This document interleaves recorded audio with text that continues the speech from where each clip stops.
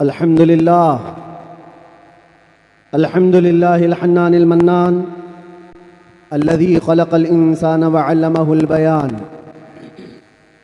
والصلاة والسلام على رسوله سيد الإنس والجان وعلى آله وأصحابه ذوي الخير والإحسان، أما بعد، فأعوذ بالله من الشيطان الرجيم. بسم الله الرحمن الرحيم. هو الذي أرسل رسوله بالهدى ودين الحق ليظهره على الدين كله. صدق الله مولانا العظیم. بارگاہ رسالت معاب صلی اللہ علیہ وسلم میں درود پاک کا ہدیہ پیش کریں.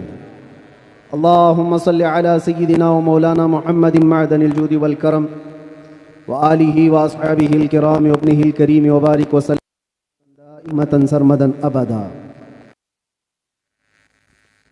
پھونکوں سے یہ چراغ بجھایا نہ جائے گا.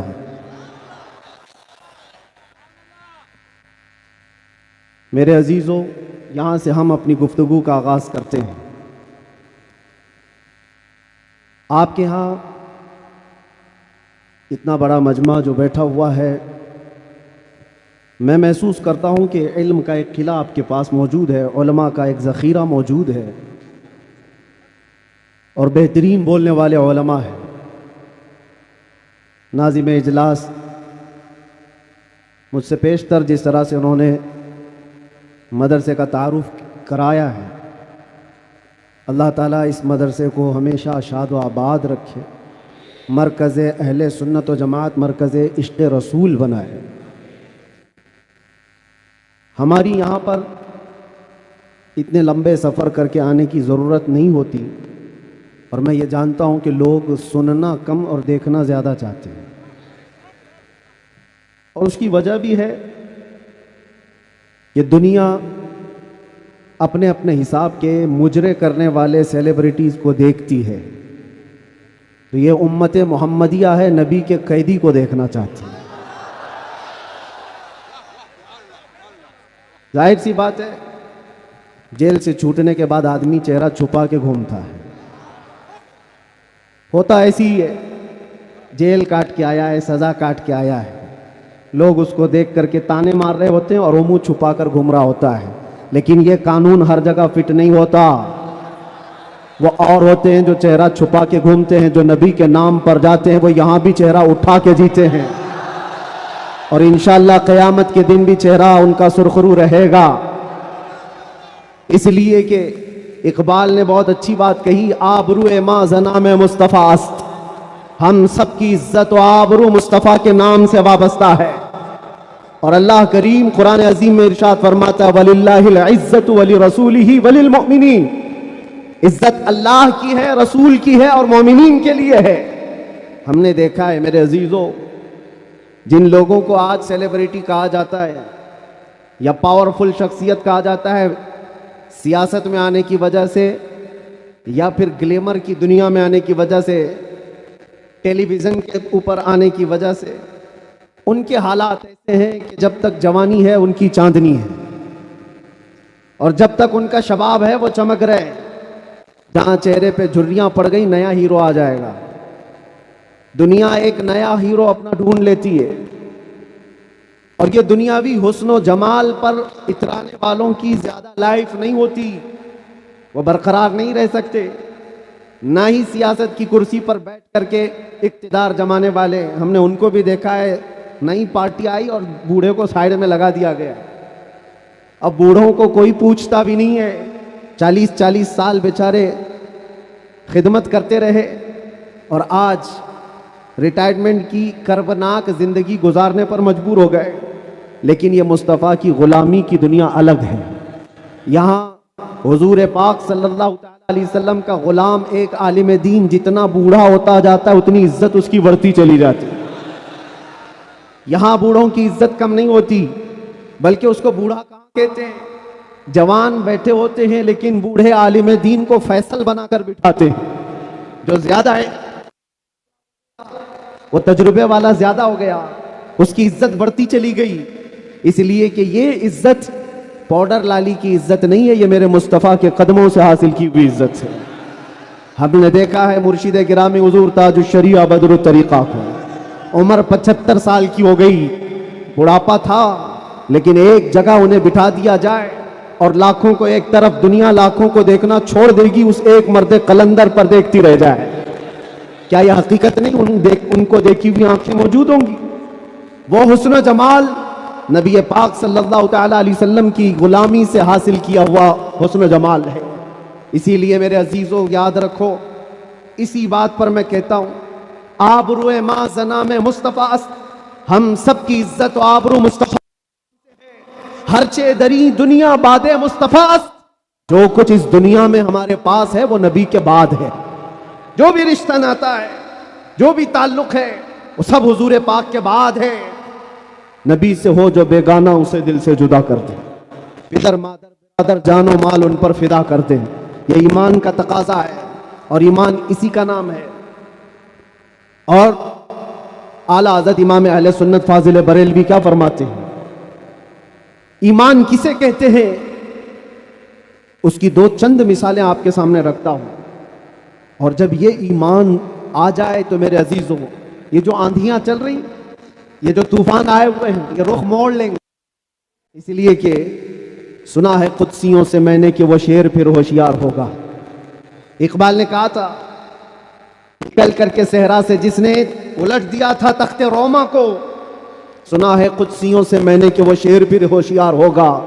وہ مکہ کے رہنے والے، مدینہ طیبہ کی چٹائیوں پر بیٹھنے والے، ایک کھجور پر پورا دن اکتفا کرنے والے، پیبند لگے کپڑے پہننے والے، وہ رسول پاک کے غلام، لیکن نکلے تھے مکہ سے پیبند لگے کپڑے بغیر چپل کے، اس وقت کی دو سپر پاور طاقتوں کو گھٹنے ٹیکنے پر مجبور کر دیا تھا۔ تخت روما کو الٹ دیا تھا، رومن ایمپائر اور پرشین ایمپائر، جن کو قیصر و کسریٰ کہا جاتا ہے، دونوں کو جھکنے پر مجبور کر دیا تھا۔ تاریخ کی سچائیاں بتاتی ہیں۔ کون لوگ تھے وہ؟ خالد بن ولید، سیف اللہ المسلول، 4 لاکھ صلیبیوں کے سامنے مقابلے کے لیے کھڑے تھے۔ تو صلیبیوں کے بادشاہ نے کہا تھا کہ یہ عرب کے بدو، یہ عرب کے دیہاتی لوگ ہم سے لڑنے آئے جو رومن ایمپائر کے فوجی ہیں، اسلحے سے لیس ہیں، طاقت سے بھرپور ہیں۔ تو خالد بن ولید نے کیا کہا تھا جانتے ہو؟ آپ نے کہا تھا، رومیو، جس طرح تمہارے فوجی شراب پسند کرتے ہیں، ہم وہ فوج لے کر کے آئے ہیں، تمہاری شراب سے زیادہ ہم شہادت پسند کرتے ہیں۔ یہ وہ لوگ ہیں جو شہادت کے لیے جیتے ہیں۔ عزیزان گرامی وقار، وہ ایمان کامل جب آ جائے تو پھر یہ طوفان اور یہ آندھیاں اپنا رخ موڑ لیں گی۔ آج وجہ یہی ہے، ان سے پھرے جہاں پھرا پھرائی کمی وقار، ان کے جو ہم غلام تھے خلق کے پیشوا رہے۔ حضور پاک صلی اللہ تعالیٰ علیہ وسلم کی غلامی سے جہاں کہیں تم منہ پھیرو گے، تھوڑا سا بھی ہٹو گے، عزت نکال لی جائے گی، عزت ختم کر دی جائے گی۔ تمہیں جو مرتبہ ملا ہے وہ خیر امت ہونے کا، وہ حضور کی غلامی کی وجہ سے ملا ہے۔ عمر ابن خطاب رضی اللہ تعالیٰ عنہ 36 لاکھ اسکوائر کلومیٹر پر حکومت کرتے تھے۔ تب آپ نے یہ نہیں کہا خطاب کا بیٹا عمر اتنے بڑے خطے پر نگران حکومت کر رہا ہے، بلکہ آپ نے کہا تھا ہمیں آج جو عزت ملی ہے وہ حضور کی غلامی کی وجہ سے ملی۔ وہ فخر یہ کرتے تھے۔ خالد بن ولید 125 جنگوں میں گئے، ہر جگہ فتح یابی، ہر جگہ فتح۔ کبھی خالد بن ولید نے یہ نہیں کہا میرے بازوؤں میں وہ طاقت ہے کہ میں ہر پہلوان کو زیر کر دیتا ہوں، جس جنگ میں جاتا ہوں فتح کے جھنڈے گاڑ دیتا ہوں۔ نہیں، خالد بن ولید کا ایمان تو یہ تھا کہ ان کے سر پر ایک ٹوپی تھی جس میں حضور کے 3 موئے مبارکہ تھے۔ وہ فتح کا صحرا انہی موئے مبارک کو دیتے اور کہتے یہ نسبت میرے ساتھ ہے، اس لیے اللہ مجھے ہر جگہ فتح عطا کرتا ہے۔ انہیں جو عزتیں ملی تھی دنیا میں، جو اقتدار ملا تھا، وہ حضور کی غلامی کی بنیاد پر، اور آج ہمارے پاس جو عزت ہے وہ حضور کی غلامی کی وجہ سے۔ نبی پاک صلی اللہ تعالیٰ علیہ وسلم کی بات کرتے رہو۔ ایک جملہ میں اکثر کہا کرتا ہوں، ان کی بات کرو ہر دل پہ راج کرو، ان کی بات کرو ہر دل پہ راج کرو۔ دیکھنا آپ جو اس مذہب میں اس طریقے پر جتنا بڑھتا جاتا ہے اللہ اس کی عزت میں اضافہ کرتا ہے۔ تم اگر 70 دروازوں میں بند ہو کر کے بھی بیٹھے رہو، اللہ تمہاری محبت خلق کی دلوں کے اندر ڈالتا ہے۔ ہم نے ایسے ایسے علاقوں کا سفر کیا جس کا نام میں نے زندگی میں کبھی سنا ہی نہیں، گاؤں ہے، دیہات ہے۔ راجستھان کے علاقے سے کچھ حضرات آئے تھے، نہایت غریب علاقے کے لوگ، اور مجھ سے بعد رمضان آ کر ایک مفتی صاحب تھے، اس کے نمائندے تھے، انہوں نے کہا ہمارے قافلے میں یا جس جگہ سے میں نمائندہ بن کر کے آیا ہوں وہاں کے لوگوں میں غریب لوگ ہیں، 3 مہینے تک انہوں نے صرف آپ کے لیے روزے رکھے، مطلب اللہ رب العزت کے لیے کہ آپ جب اندر تھے ان روزوں کے ذریعے سے اللہ تبارک و تعالی رحم فرمائے۔ یہ باتیں میں نے ایک جگہ سے نہیں، دنیا کے کتنے خطوں سے سنا، ہر جگہ سے لوگ یہ جو دعاؤں کا سلسلہ رکھے ہوئے تھے، کس نے ان کو دعاؤں کے لیے آمادہ کیا تھا؟ کون ہے؟ یہ ساری خلقت مجھے پہچاننے والی کیسے بن گئی؟ ان کے دلوں کے اندر کون ڈالا کہ 8 مہینے دروازوں کے اندر ایسا بند تھا کہ میرے بچے مجھے نہیں دیکھ سکتے تھے، میرے بھائی بہن مجھے دیکھ نہیں سکتے، مجھے ملاقات کرنے کی بھی اجازت نہیں دی جاتی، جب اتنے دروازوں کے اندر بند رکھا گیا تھا جہاں چڑیا بھی نہ اڑے۔ لیکن میں نے یہ محسوس کیا لاکھوں دلوں میں اللہ رب العزت نے محبت ڈال رکھی تھی۔ اس کی وجہ یہ ہے چوری کر کے گیا ہوتا، لوٹ مار کر کے گیا ہوتا تو لوگ یہی کہتے کہ کچرا تھا چلا گیا۔ حضور پاک کی بات کر کے جائے تو مرنے کے بعد بھی اللہ اس کو دلوں کے اندر زندہ رکھتا۔ یہ تو قید خانے کے اندر گیا جہاں سے آنے کی امید ہوتی ہے، قبر کے اندر بھی جائے تو اللہ تعالیٰ اس کا نام زندہ رکھتا ہے۔ اسی لیے میرے عزیزوں ایک نقطے کو سمجھ جاؤ، حضور پاک صلی اللہ تعالیٰ علیہ وسلم کی محبت اور ان کی غلامی یہ اصل ایمان ہے، اور یہ ایمان جس وقت آ جائے بڑے بڑے طوفانوں کا وہ مقابلہ کر سکتا ہے۔ آج پوری دنیا کے مشاہدے سے یہ پتہ چلتا ہے ہنگامے اتنے ہو چکے، اتنے خطرناک طریقے سے امت کو لرزا دیا گیا ہے، لیکن اس امت کا حال یہ ہے کہ یہ خواب گراں میں ہے، یہ ایک لمبی نیند میں ہے۔ ہمارے نوجوان، وہ بچے جن کو میں آج بھی نشے کے اڈوں پر دیکھتا ہوں تو دل روتا ہے۔ جیل کے قیدیوں میں اکثر وہ لوگ تھے جو نشہ کرتے تھے یا بیچتے تھے، پکڑے گئے اور اندر آئے۔ نام کتنے اچھے ہیں تمہارے اور کام کس طرح کے ہیں۔ کئی لوگوں نے توبہ کیا، لیکن وہ ایک جیل کی بات نہیں، یہاں تقریباً 10 جیلوں میں یہی حال ہے۔ اے نوجوانوں، یاد رکھو ایک بات، اگر حضور سے محبت کرتے ہو تو ہر جمعرات کو تمہارے اعمال فرشتے حضور کی بارگاہ میں لے جاتے ہیں۔ ہر جمعرات کو فرشتے تمہارے نام کے ساتھ حضور کی بارگاہ میں پیش کرتے ہیں، فلاں بن فلاں نے ہفتے بھر یہ کام کیے۔ حضور پاک صلی اللہ علیہ وسلم فرماتے ہیں میں اپنے ہر امتی کو اس کے باپ کے نام سے پہچانتا ہوں، ہر امتی کو پہچانتا ہوں۔ جب اس کے برے اعمال مجھ تک پہنچائے جاتے ہیں تو مجھے غم ہوتا ہے، میں استغفار کرتا ہوں اللہ کی بارگاہ میں، اور جب اچھے اعمال پیش کیے جاتے ہیں تو اللہ کی بارگاہ میں شکر بجا لاتا ہوں۔ تھوڑا اپنی زندگی کے اوپر نظر ڈال کر دیکھو، کتنے ہفتے ایسے گزر گئے ہوں گے کہ جب ہمارے برے اعمال حضور کی بارگاہ میں پیش کیے جا رہے ہیں۔ کیا یہ اب بھی بدلنے کا وقت نہیں ہے نوجوانوں؟ دنیا یہ چاہتی ہے کہ تم نشے کے اڈوں میں کھوئے رہو۔ کچھ علاقوں میں ایسے بھی میں نے دیکھے ہیں جہاں بڑے بڑے لوگوں کا انہیں سپورٹ ہے کہ کرو تم نشہ، بیچو تم نشہ، تمہاری نسلیں برباد ہو جائیں، تمہارا علاقہ برباد ہو جائے۔ آج سے صرف 70 سال پہلے کی بات ہے، ہمارے اس ملک میں ایجوکیشن لیول اس وقت بھی مسلمانوں کا سب سے اوپر تھا، اور آج آپ بخوبی دیکھ سکتے ہیں کس طرح سے ہمیں پکارا جا رہا ہے، کیسے ہمیں تانے دے کے سارے ڈیبیٹ کیے جا رہے ہیں۔ کہاں کہاں تمہیں پنچر مین کہا جاتا ہے۔ کیوں؟ یہ وہ قوم ہے جو پوری دنیا کو علم سکھانے آئی ہے، خیر امت تم تھے، ان سے پھرے جہاں پھرا پھرائی کنی وقار۔ آپ کو ایک بات میں بتاؤں، یہ رونا کب تک روتے رہو گے؟ یہ ہماری جائیدادیں لوٹ رہے ہیں، یہ ہمارے وقت کی املاک کو ہڑپ کرنے جا رہے ہیں۔ دین پر، قرآن پر، اسلام پر، حضور کی ذات پر، ہر چیز پر نشانے اور ہر چیز پر انگلیاں اٹھائی جا رہی.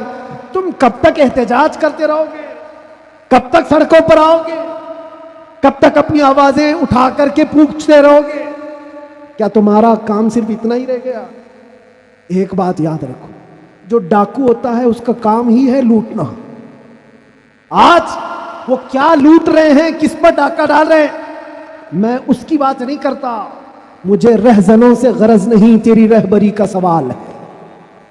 تم امت مصطفیٰ ہو، تم کن کاموں میں مصروف ہو، یہ دیکھنے کی بات ہے. مجال نہیں ہوتی میرے عزیزوں. مسجد، مدرسہ، مزارات اولیاء، حضور کی ذات، قرآن اور اللہ کی ذات، یہ بہت بلند ہے. صرف تمہاری داڑھی کی طرف بھی انگلی اٹھانے کی کسی کی ہمت نہ ہوتی اگر تم سچے غلام ہوتے، کیونکہ یہ اللہ کا وعدہ ہے. وَلَا تَهِنُوا وَلَا تَحْزَنُوا وَأَنْتُمُ الْأَعْلَوْنَ إِن كُنتُم مُؤْمِنِينَ. تم گھبراؤ مت، پریشان مت ہو، تم سب سے زیادہ بلند رہو گے اگر تم سچے ایمان والے ہو. اور ایمان کسے کہتے ہیں؟ ایمان کسے کہتے ہیں؟ لا یؤمن احدکم حتی اکون احب الیہ من والدہ وولدہ والناس اجمعین. یہ میرے آقا صلی اللہ علیہ وسلم فرماتے ہیں تم میں سے اس وقت تک کوئی پورا مومن نہیں ہو سکتا جب تک کہ ساری دنیا تمہارے مال، اولاد، ماں باپ سب سے زیادہ مجھ سے محبت نہ کرے. اور ابھی میں سوال کرتا ہوں، سارے ہاتھ بھی اٹھا دیں گے، بہت سارے کھڑے بھی ہو جائیں گے، جوش میں بھی آ جائیں گے. صرف اگر میں اتنا پوچھوں، کیا آپ اپنے نبی پاک صلی اللہ علیہ وسلم سے اپنی جان سے زیادہ محبت کرتے ہیں؟ میں ہاتھ اٹھانے نہیں کہہ رہا ہوں، سب تو کہتے. یہ سوال ایسا ہے، حضرت ابوبکر شبلی کہتے اسی سوال سے میں ڈرتا ہوں ہمیشہ کہ اگر کوئی پوچھ لے مجھ سے کیا تو حضور پاک صلی اللہ علیہ وسلم سے اپنی جان سے زیادہ محبت کرتا ہے، اس سوال سے تو میں ڈرتا ہوں. پوچھا گیا کیوں؟ کہا اس سوال کے جواب میں اگر نہ کہہ دیا تو ایمان ہی چلا گیا، وہ آدمی کا ایمان ہی ختم ہو گیا. اور اگر ہاں کہتا ہوں تو میرے اعمال مجھ کو کوستے ہیں. کہاں تو جان سے زیادہ محبت کی بات کر رہا ہے اور کہاں تیرے عمل جس سے محبت کی جاتی ہے. تقاضا یہ ہے اپنا ہر عمل اپنے محبوب کے عمل کے مطابق ہونا چاہیے. اور حضور اکرم صلی اللہ علیہ وسلم نے یہ بھی فرمایا لا یؤمن احدکم حتی یکون ہواہ تبعا لما جئت بہ. تم میں سے اس وقت تک کوئی مکمل مومن نہیں ہو سکتا جب تک وہ اپنی خواہشات کو میری مرضی کے مطابق نہ بناتے. تمہاری اپنی خواہشات جو تم کہتے ہو نا یہ ہماری لائف ہے، ہمیں انجوائے کرنے دو، ہماری لائف ہے ہمیں جینے دو. کسی جوان کو پکڑ کر کے کہو مولانا صاحب ابھی تو ہماری 20-25 سال کی عمر ہے، جینے دو، عیش کرنے دو. اے نوجوان تجھے پتہ ہی نہیں یہ تیری زندگی نہیں ہے، یہ تیری لائف نہیں ہے. زندگی یہ نہیں کسی کے لیے، زندگی ہے نبی کی. نہ سمجھ مرتے ہیں زندگی کے لیے، جینا مرنا ہے سب کچھ نبی کے لیے. ہماری اپنی زندگی کا ہے، جو ملی ہے زندگی یہ حضور کے لیے ملی ہے، یہ امانت ہے. ابھی آپ نہیں سن رہے تھے امام اہل سنت فاضل بریلوی نے کیا فرمایا؟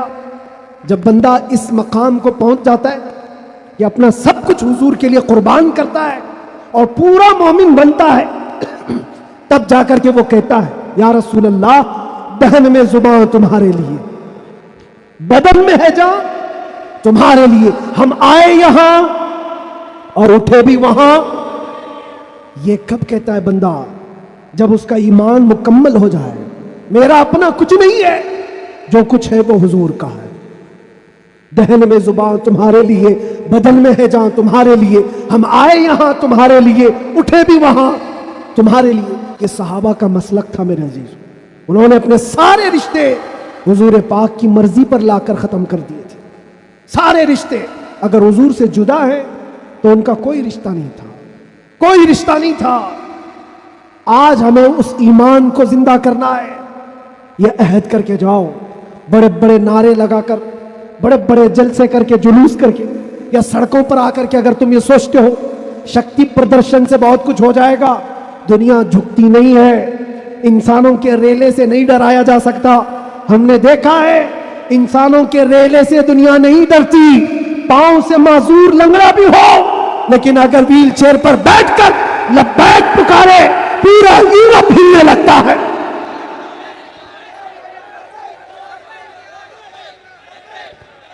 دنیا یہ سیلاب سے نہیں ڈر رہی، دنیا کو اگر خوف ہے تو صرف اس ایمان سے جو عمر ابن خطاب کا تھا، اس ایمان سے ڈر ہے جو خالد بن ولید کے اندر تھا۔ اسی لیے انگریز آج سے 100 سال پہلے کیا کہہ کر کے گئے تھے پتہ ہے؟ ہمارے بارے میں یہ کہہ کر کے گئے تھے، یہ فاقہ کش موت سے ڈرتا نہیں، ذرا روح محمدی اس کے بدن سے نکال دو۔ وہ یہ کہتے تھے روح محمدی اس کے بدن سے نکال دو۔ ڈر اسی بات سے ہے، ڈر اسی بات سے ہے، جہاں روح محمدی آ گئی دنیا کو پتا ہے یہ سویا ہوا شیر جاگ گیا تو بہتوں کی نیند حرام کر دے گا، جتنے کتے ہیں سب بل میں چلے جائیں گے۔ حقیقت ہے جتنے کتے ہیں سب بل میں چلے جائیں۔ اور مجھے لوگ یہ کہتے ہیں، مجھے یہ کہتے ہیں کہ ڈر لگتا ہے، پھر آپ کتا کہہ رہے ہیں۔ میرے عزیزوں، ہم ہندوستان میں رہتے ہیں، ہماری ہر گلی کوچے میں کتا ہوتا ہی ہے۔ مجھ سے باضابطہ طریقے سے سوال جواب کر رہے تھے، آپ تقریر میں اس طرح سے کہہ رہے ہو، کتا کہہ رہے ہو، کتا کہہ رہے ہو۔ میں نے کہا کس کو کہہ رہے ہو؟ میں نے کہا کتے کو کتا کہا، کس کو کہا جائے گا؟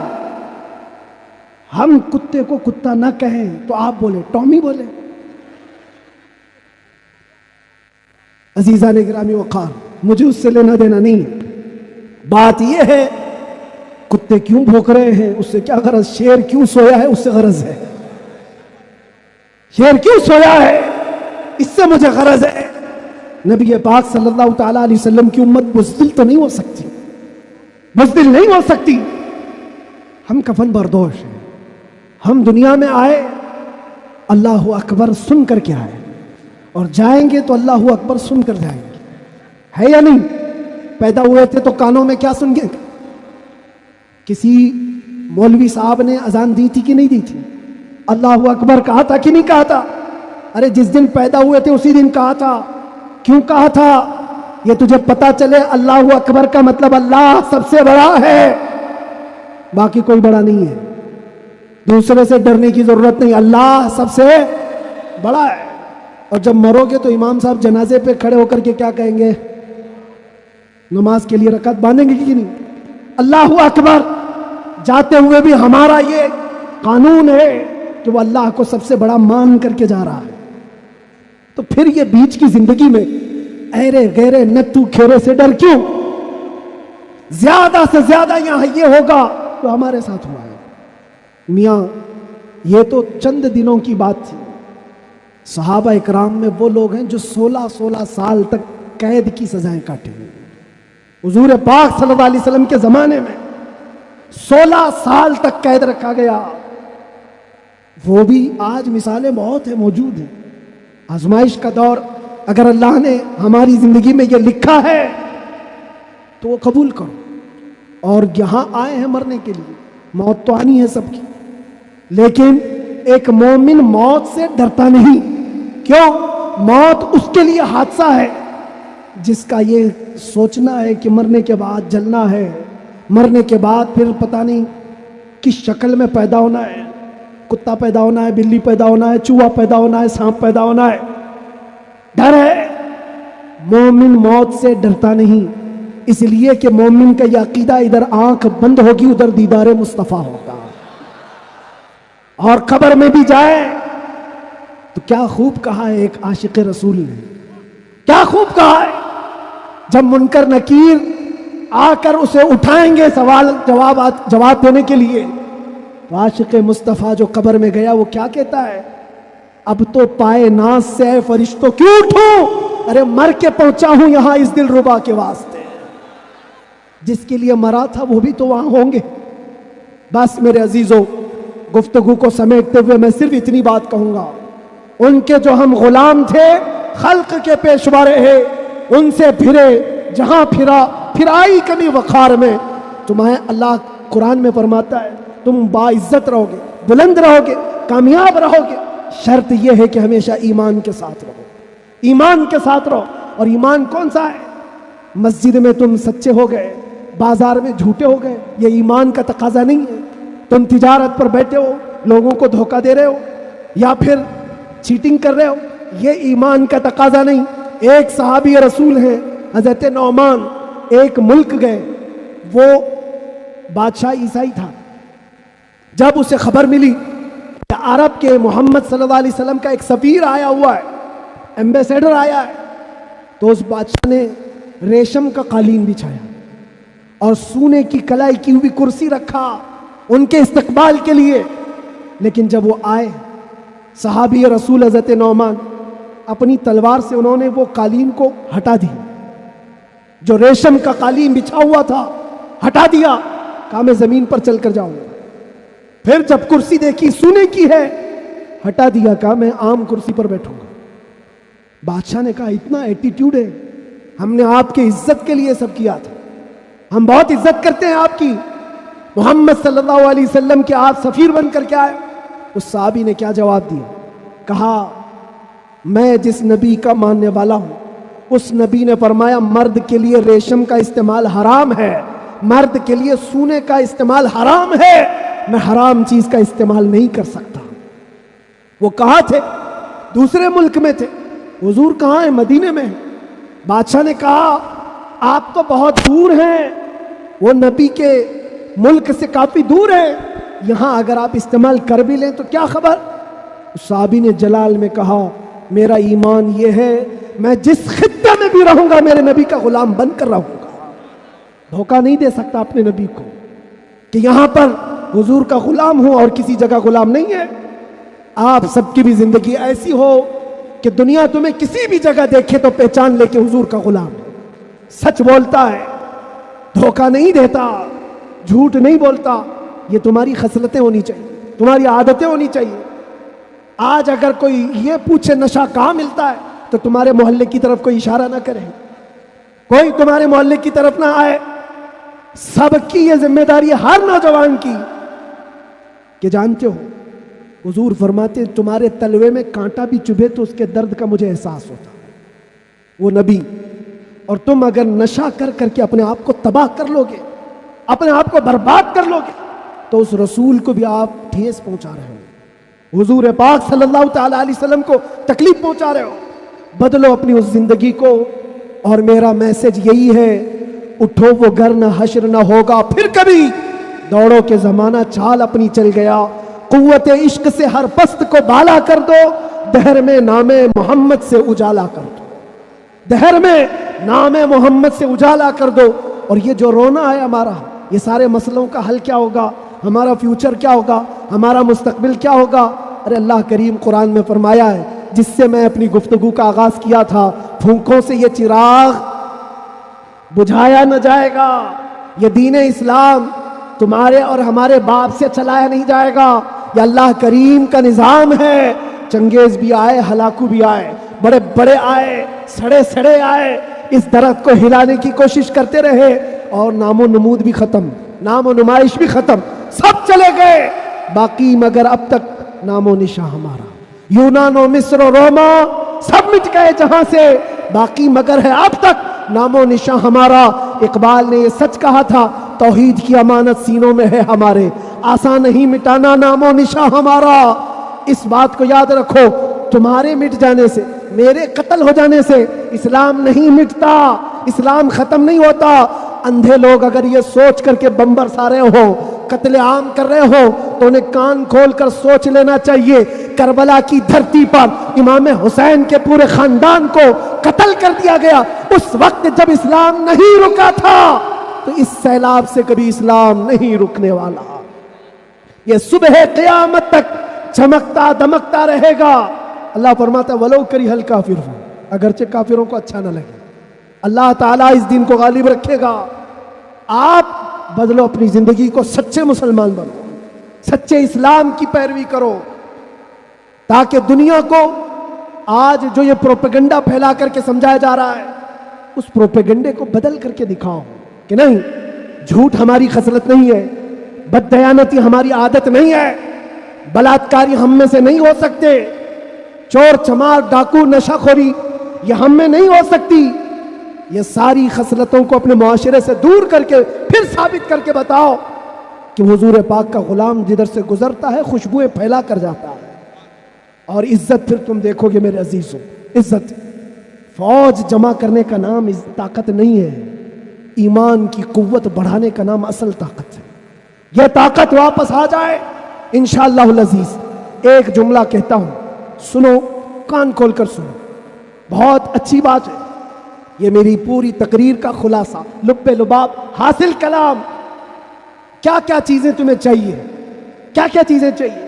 تخت چاہیے، سیاست چاہیے، قیادت چاہیے، حکومت چاہیے، ایجوکیشن میں مہارت چاہیے، بڑی کامیابی چاہیے، کیا کیا چاہیے؟ زمین چاہیے، جائیداد چاہیے، اوپر تک اڑنا آنا چاہیے، کیا کیا چاہیے؟ سب جمع کر لو، ایک ہی چیز ہے، ایک ہی چیز ہے کہ محمد سے وفا تمہیں تو ہم تیرے ہیں۔ یہ جہاں چیز ہے کیا؟ لوح و قلم تیرے ہیں، لوح و قلم تیرے ہیں۔ اور آج ہم نے محسوس کیا ہے، مجھے کون پہچانتا تھا، میں کس خاندان سے ہوں یہ میٹر نہیں کرتا، میں اپنے باپ کے نام سے، اپنے خاندان کے نام سے یا کوئی سیاسی عہدہ رکھنے کی وجہ سے نہیں پہچانا جاتا، بلکہ اگر پہچانا جاتا ہوں تو صرف اس بنیاد پر جب تک بکے نہ تھے تو کوئی پوچھتا نہ تھا، یا رسول اللہ تم نے خرید کر ہمیں انمول کر دیا، لبیک یا رسول اللہ۔